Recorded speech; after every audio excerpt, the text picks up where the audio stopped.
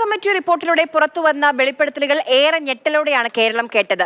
എന്നാൽ പരാതികളും വെളിപ്പെടുത്തലുകളും അവസാനിക്കുന്നില്ല. 2006-ൽ തനിക്കുണ്ടായ ദുരനുഭവം വ്യക്തമാക്കി ഒരു നടി കൂടി ഇപ്പോൾ രംഗത്ത് വന്നിരിക്കുകയാണ്. സിനിമാ ചിത്രീകരണ കാലത്ത് പ്രമുഖ സംവിധായകൻ കതകിൽ മുട്ടി എന്നാണ് നടിയുടെ പരാതി. കതക് തുറക്കാത്തതിലെ വിരോധം കാരണം ചിത്രത്തിലെ രംഗങ്ങളും സംഭാഷണവും വെട്ടിച്ചുരുക്കി. ചിത്രത്തിലെ അഭിനയത്തിന് പ്രതിഫലം തന്നില്ല എന്നും പരാതിയിൽ പറയുന്നുണ്ട്.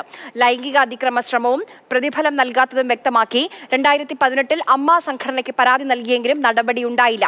ഹേമ കമ്മിറ്റി റിപ്പോർട്ട് പുറത്തു വന്നതോടെ പഴയ പരാതിക്കാര്യം ഓർമ്മിപ്പിച്ച് നടി വീണ്ടും 20-ാം തീയതി അമ്മ സംഘടനയ്ക്ക് കത്തുമയച്ചു.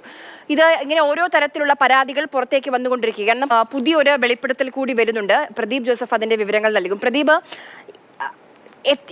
ഈ ഹേമ കമ്മിറ്റി റിപ്പോർട്ടിന്റെ ആദ്യ ഭാഗത്തിൽ പറയുന്നത് പോലെ ഒരുപക്ഷെ ഉപ്പ് കണ്ടാലും പഞ്ചസാരയാണെന്ന് തോന്നും.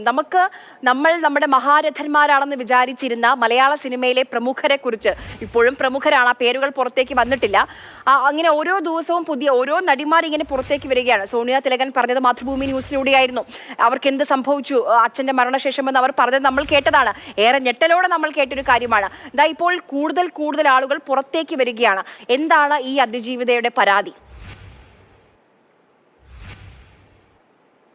ഹേമ കമ്മിറ്റി റിപ്പോർട്ടിൽ പറഞ്ഞിരുന്ന ഒരു പ്രധാനപ്പെട്ട കാര്യം എന്ന് പറയുന്നത്, മൊഴിയെടുപ്പിനിടെ പല നടിമാരും മൊഴി നൽകിയത് സിനിമാ മേഖലയിൽ താമസിക്കുമ്പോൾ, ഹോട്ടലുകളിലും മറ്റും താമസിക്കുമ്പോൾ രാത്രിയിൽ തങ്ങളുടെ കഥയിൽ വന്ന് പലരും മുട്ടാറുണ്ടായിരുന്നു എന്നാണ്. ഇത് ശരിവയ്ക്കുന്ന ഒരു പരാതിയാണ് ഇപ്പോൾ പുറത്തു വന്നിരിക്കുന്നത്. ഈ നടി 2018-ലാണ് ഇക്കാര്യങ്ങൾ ചൂണ്ടിക്കാട്ടിക്കൊണ്ട് അമ്മയ്ക്ക് പരാതി നൽകിയത്. പക്ഷേ 6 വർഷമായിട്ടും അമ്മ ഇതേവരെ നടപടിയൊന്നും എടുത്തിട്ടില്ല. അതുകൊണ്ട് തന്നെ ഇത്തരത്തിൽ താൻ 2018-ൽ പരാതി നൽകിയിരുന്നുവെന്നും 6 വർഷമായിട്ടും നടപടിയെടുത്തില്ല എന്ന് ഓർമ്മിപ്പിച്ചുകൊണ്ടുമാണ് കഴിഞ്ഞ ദിവസം വീണ്ടും ഈ നടി അമ്മയ്ക്ക് പരാതി നൽകിയത്. 2006-ലാണ് കേസിന് ആസ്പദമായ സംഭവം നടന്നത് എന്ന് പറയുന്നത്.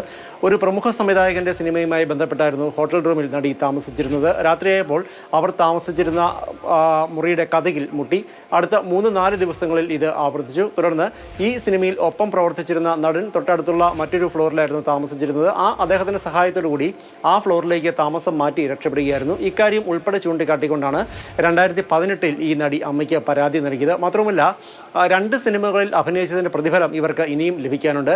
ആദ്യ ചിത്രത്തിൽ അഭിനയിച്ചതിന്റെ പ്രതിഫലം ലഭിക്കാതെ വന്നപ്പോൾ അന്നത്തെ അമ്മ ഭാരവാഹികളോട് ഇക്കാര്യം പറഞ്ഞു. എന്നാൽ ഇത്തരം കാര്യങ്ങളിലൊന്നും പരാതിപ്പെടാൻ നിൽക്കേണ്ട, അത് അവസരങ്ങൾ ഇല്ലാതാക്കുമെന്നുള്ള മറുപടിയാണ് അന്നത്തെ ഭാരവാഹികളിൽ നിന്ന് ലഭിച്ചത്. മറ്റ് ഒരു സഹായവും അവരിൽ നിന്ന് ഉണ്ടായില്ല എന്ന് ഈ നടി പരാതിയിൽ പറയുന്നു. 2ാമത്തെ സിനിമയിൽ പറഞ്ഞിരുന്നതിൻ്റെ പ്രതിഫലം, ആദ്യ ഭാഗത്ത് പറഞ്ഞിരുന്ന പ്രതിഫലം കിട്ടിയില്ല. ഇതോടുകൂടി ഷൂട്ടിംഗ് ലൊക്കേഷനിലേക്ക് അവർ പോകാതായി. അങ്ങനെ ഷൂട്ടിംഗ് മുടങ്ങും എന്നുള്ള ഘട്ടം വന്നപ്പോൾ നിർമ്മാതാക്കൾ പ്രതിഫലം എത്തിച്ചു കൊടുത്തു. പക്ഷേ മുഴുവൻ പ്രതിഫലവും ഇനിയും കിട്ടിയിട്ടില്ല എന്നും ഈ നടി നൽകിയ പരാതിയിൽ പറയുന്നു. ഇത്തരം പരാതികൾ ഒക്കെ ലഭിക്കുമ്പോൾ അമ്മ ആ സംഘടനയുടെ ഇമേജ് കാത്തു സൂക്ഷിക്കാൻ മാത്രമാണ് ശ്രമിക്കുന്നത്. ഇരകളാക്കപ്പെടുന്ന ആളുകൾക്ക് വേണ്ടി എന്തുകൊണ്ട് അമ്മ ഒപ്പം നിൽക്കുന്നില്ല? എന്തുകൊണ്ടാണ് അമ്മയുടെ പരാതി പരിഹാര സെൽ പ്രവർത്തിക്കാത്തത്? എന്ത് സംഭവം ഉണ്ടായിരുന്നാലും ജനറൽ ബോഡി വിളിച്ചു ചേർത്ത് അല്ലെങ്കിൽ എക്സിക്യൂട്ടീവ് കമ്മിറ്റി യോഗം ചേർന്നതിന് ശേഷം മാത്രമേ അക്കാര്യത്തിൽ ഒരു തീരുമാനമെടുക്കുകയുള്ളൂ എന്നതാണോ അമ്മയുടെ നിലപാട്? ഇങ്ങനെ പോയാൽ തങ്ങൾക്ക് എങ്ങനെ നീതി കിട്ടുമെന്നാണ് ഈ നടി ചോദിക്കുന്നത്. ഇവർ പരാതിയിൽ ചൂണ്ടിക്കാട്ടുന്ന മറ്റൊരു പ്രധാനപ്പെട്ട കാര്യം എന്ന് പറയുന്നത്, ഒരു സിനിമയ്ക്ക് കരാർ ഒപ്പിടുമ്പോൾ വിട്ടുവീഴ്ചകൾക്ക് തയ്യാറാണോ എന്നാണ് പലപ്പോഴും പ്രൊഡക്ഷൻ കൺട്രോളർമാർ അല്ലെങ്കിൽ എക്സിക്യൂട്ടീവുമാർ ചോദിക്കുന്നത്. ഇത്തരത്തിൽ തന്നോടും ചോദിക്കുകയുണ്ടായി. ഒരു സിനിമയിൽ ഒരു വേഷത്തിൽ അഭിനയിക്കാൻ തയ്യാറാണോ, അഭിനയിക്കാൻ സന്നദ്ധയാണോ എന്ന് ചോദിക്കുന്നതിന് മുൻപേ തന്നെ ഈ സിനിമയിൽ നിങ്ങൾ അഭിനയിക്കുകയാണെങ്കിൽ സംവിധായകനോട് അല്ലെങ്കിൽ നിർമ്മാതാവിനോട് അതല്ലെങ്കിൽ ഒപ്പമുള്ള നടന്മാരോട് വിട്ടുവീഴ്ച ചെയ്യേണ്ടി വരും. അതിന് തയ്യാറാണോ എന്നാണ് ചോദിക്കുന്നത്. ഇക്കാര്യങ്ങളെല്ലാം താൻ അമ്മ സംഘടനയെ അറിയിച്ചിരുന്നു. പക്ഷേ ഒരിക്കലും അതിലെ സാധാരണക്കാരായ അംഗങ്ങൾക്ക് വേണ്ടി ഭാരവാഹികൾ നിലകൊള്ളുന്നില്ല. മറിച്ച് അധികാരമുള്ളവർക്ക് വേണ്ടി, പണമുള്ളവർക്ക് വേണ്ടിയാണ് അമ്മ സംഘടനയുടെ ഭാരവാഹികൾ നിലകൊള്ളുന്നത് എന്ന് ഈ കത്തിൽ വീണ്ടും ഓർമ്മിപ്പിക്കുന്നുണ്ട്.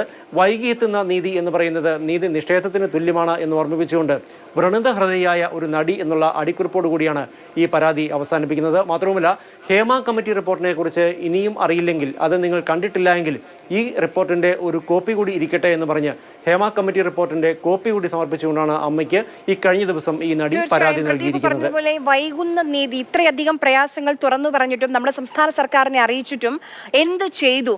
ഇപ്പോൾ ഈ നിയമ തടസ്സങ്ങളൊക്കെ പറയുന്നുണ്ട്. അത് ഒരു ഭാഗത്ത്, മറുഭാഗത്ത് ഈ പരാതി 4 വർഷം മുൻപ് നൽകിയതാണ്. അതിനുശേഷം ശുപാർശകളുണ്ട്, എന്ത് മാറ്റങ്ങൾ, എന്തൊക്കെ ചെയ്യാമെന്നുള്ളത്.